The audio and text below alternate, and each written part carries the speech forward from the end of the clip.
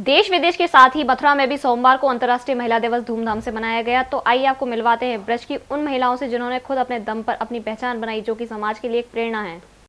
नमस्कार दोस्तों, मैं हूं बॉबी मिश्रा और आप देख रहे हैं वाई न्यूज। दोस्तों, आज है अंतर्राष्ट्रीय महिला दिवस और मैं मौजूद हूं मथुरा शहर के टेम्पियन नगर में निमिषा बंसल जी के यहाँ।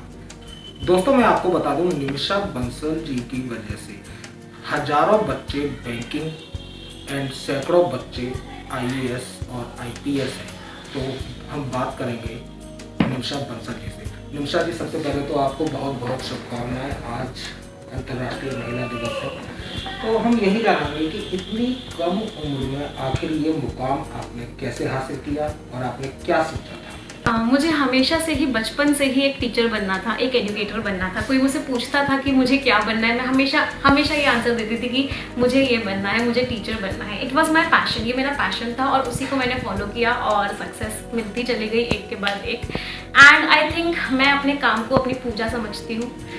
मेरा हमेशा फोकस रहता है कि जो बच्चा मुझसे पढ़े, कोई भी ऐसा स्टूडेंट हो पूरी दुनिया में, पूरी कंट्री में, जिसको इंग्लिश से डर लगता हो, जिसको नहीं समझ में आता हो कि क्या कैसे होता है, मैं उसे समझा पाऊँ आसान से आसान भाषा में। इनफैक्ट मैंने अपनी ज़िंदगी का मकसद भी यही बनाया हुआ है कि मैं इंग्लिश सभी बच्चों के लिए, सभी स्टूडेंट्स के लिए सबसे आसान भाषा बनाती हूँ। हम आपसे ये भी जानना चाहेंगे कि आखिर ऐसे कितने बच्चे हैं जो बैंकिंग की लाइन में गए आपसे पढ़कर, या कुछ IPS IAS हैं, क्या संख्या होगी?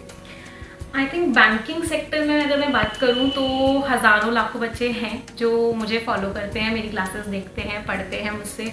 और बहुत सारे बच्चे, हज़ारों बच्चे सफल भी हुए हैं। आज बहुत अच्छी अच्छी बैंक्स में वो बहुत अच्छी अच्छी पोजीशन पे हैं, चाहे वो प्रोबेशनरी ऑफिसर की हो, चाहे वो मैनेजरियल लेवल्स की हो।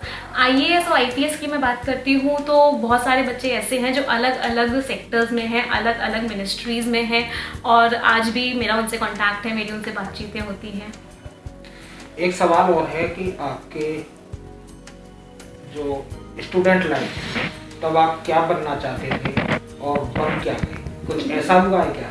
मैं आपको बताती हूँ, मैं हमेशा जैसे होता है किसी 5 साल के बच्चे से पूछते हैं बेटा तू क्या बनना चाहेगा, वो बोलेगा मैं डॉक्टर बनना चाहूँगा, वो बोलेगा मैं पायलट बनना चाहूँगा। मैं हमेशा से बोलती थी मैं टीचर बनना चाहूँगी।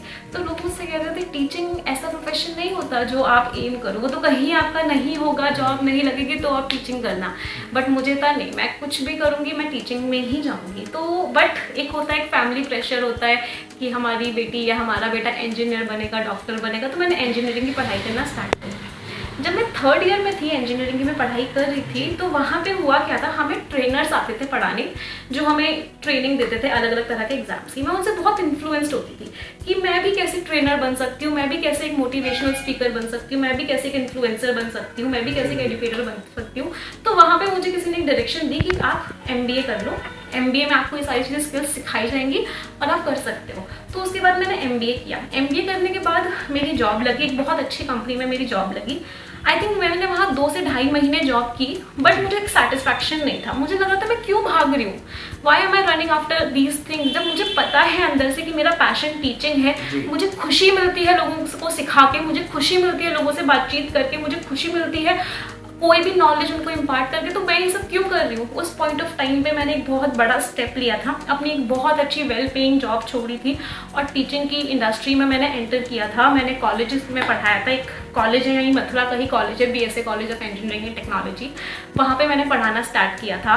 फिर उसके बाद मैंने बहुत सारे इंस्टीट्यूट्स में पढ़ाया, फिर मैं ऑनलाइन चली गई। अड्डा 247 करके एक कंपनी है जो ऑनलाइन एजुकेशन देती है बैंकिंग SSC स्टूडेंट्स को, मैंने वहाँ पढ़ाया। फिर उसके बाद अनअकैडमी एक ऑर्गेनाइजेशन है जहाँ पे मैं पढ़ाती हूँ।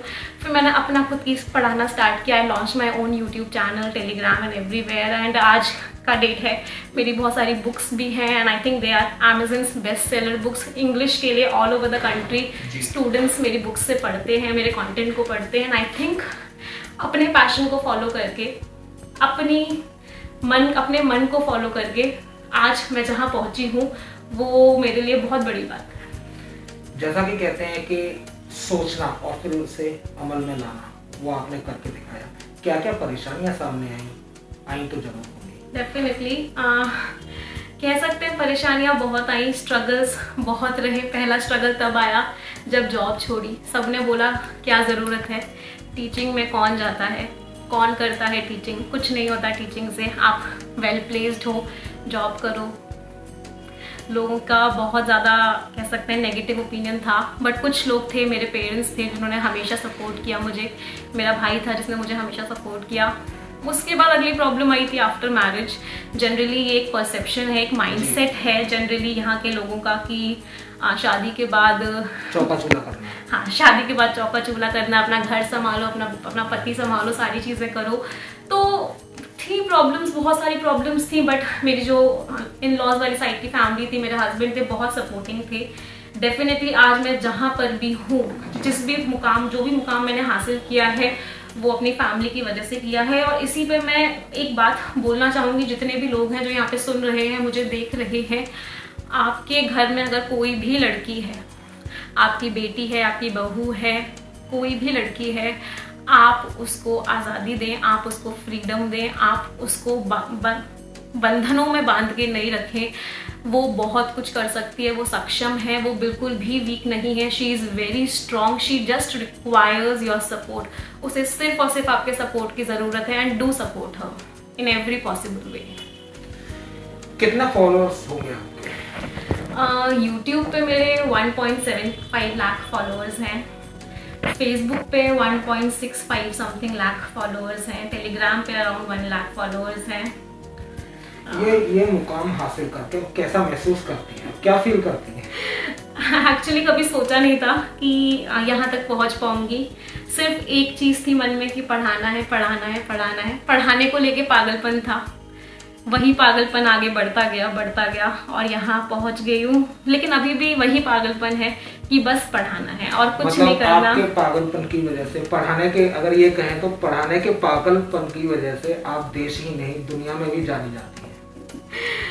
हाँ, कह सकते हैं, बट कभी ऐसा सोचा नहीं था कि इतने सारे लोग जानेंगे मुझे, इतने सारे स्टूडेंट्स होंगे, इतने सारे लोग मेरे पढ़ाने के तरीके को अप्रिशिएट करेंगे। कभी ऐसा नहीं सोचा था। बस हमेशा से एक चीज़ थी जो सोची थी कि जो मैं कर रही हूँ वो मेरी पूजा है, वो मेरी वर्शिप है, और मैं अपना बेस्ट से बेस्ट दूँ। मैं जितनी मेहनत कर सकती हूँ उतनी मेहनत करूँ इस काम के प्रति।